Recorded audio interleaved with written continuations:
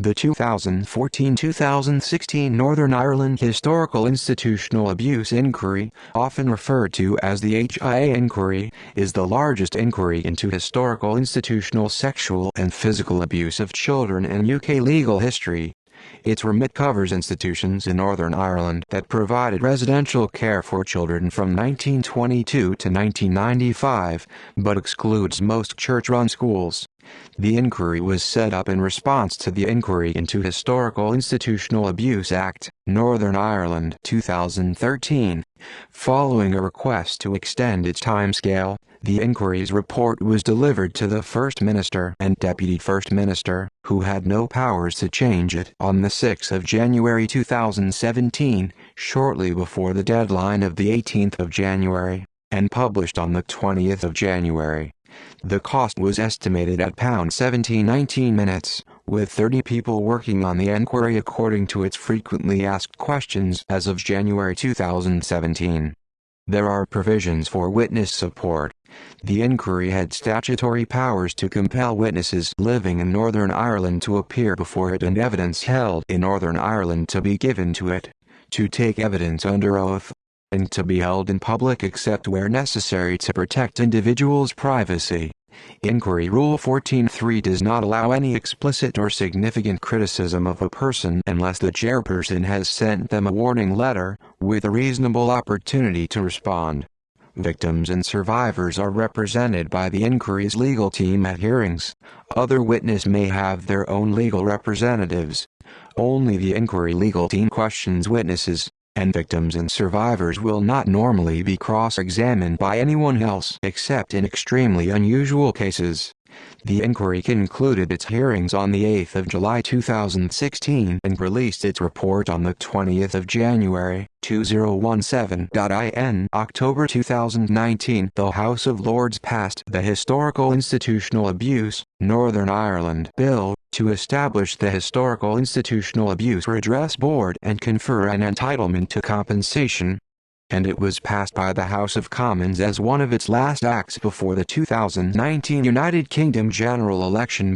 In the 2019 New Year's Honours List, the Secretary of the Inquiry, Andrew Brown, was made OBE for his services to victims and survivors of abuse, while Paula Dawson was made MBE for her services to public inquiries. In May 2020, Interim Advocate for Survivors of Historical Abuse Brendan Mcallister office leaked the personal and private details of approximately 250 survivors of historical abuse in an emailing data breach error, and as a result Mr. Mcallister faced widespread calls to resign from the two oldest and largest survivor groups, the St. Patrick's Survivors and SAVIA, alongside many other independent survivors having lost trust in the Interim Advocate. June 2020, Interim Advocate Brendan Mcallister made headlines again in what was described by survivors of historical abuse as a crystal clear conflict of interest when Mr. Mcallister robbed investments to assist in liturgy at St. Peter's Church in Warrenpoint as part of the Down and Connor Diocese, despite the HIA inquiry having found that the Diocese of Down and Connor failed to raise concerns about serial child abuser Father Brandon Smith,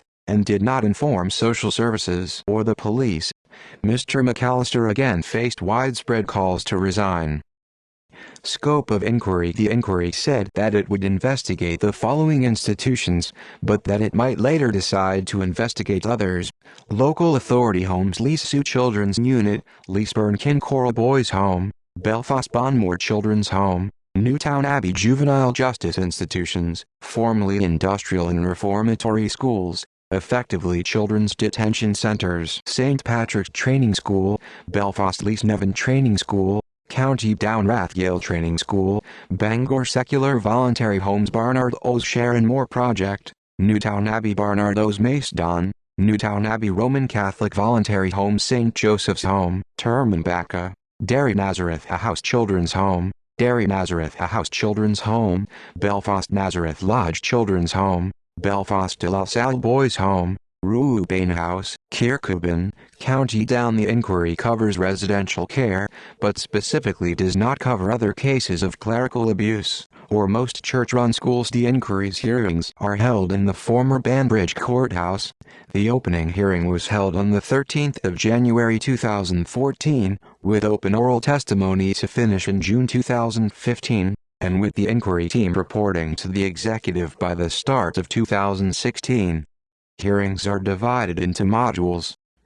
Module 1 into the Sisters of Nazareth Homes in Derry, the 27th of January 2014 to the 29th of May 2014. Module 2 Child Migrant Program, which forcibly sent children from NI institutions to Australia where they were often maltreated and exploited. Module 3 to La Salle Boys Home, Ruben House, from the 29th of September 2014, with closing submissions on the 17th of December 2014.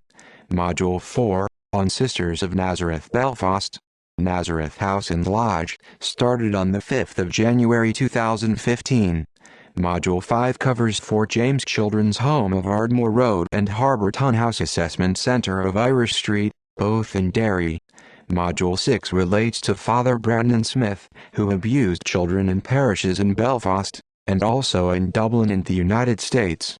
Module 7, Juvenile Justice Institutions. Module 8, Barnard O's. Module 9, Manor House Home, Leesburn. Module 10, Mill Alborstal. Module 11, St. Joseph's Training School, Middletown. Module 12, Congregation of Our Lady of Charity of the Good Shepherd, the Good Shepherd Sisters, which ran institutions which provided residential accommodation for children in Belfast, Derry and Newry. Module 13, Lee Sue Hospital. Module 14, Governance and Finance. Module 15, Kincora and Bon. More evidence called and transcripts are available on the HIA website. The inquiry examined allegations relating to the former Kincora Boys Home from the 31st of May to the 9th of July 2016, including claims that there was a pedophile ring at the home with links to the intelligence services. Northern Ireland Secretary Theresa Villiers said that all state agencies would cooperate with the inquiry. Findings on the 20th of January 2017, the inquiry chairman Sir Anthony Hart, a retired judge, announced the release of the report. He outlined a series of recommendations after he revealed shocking levels of sexual, physical and emotional abuse in the period 1922 to 1995. He said that all documents considered relevant and without private information would be placed on the website, starting before the report was released, but warning that it would take some time before the task was completed. See also Catholic Church sexual abuse cases # Northern Ireland Independent Inquiry into Child Sexual Abuse, England and Wales, opened in July 2015. Institutional abuse. References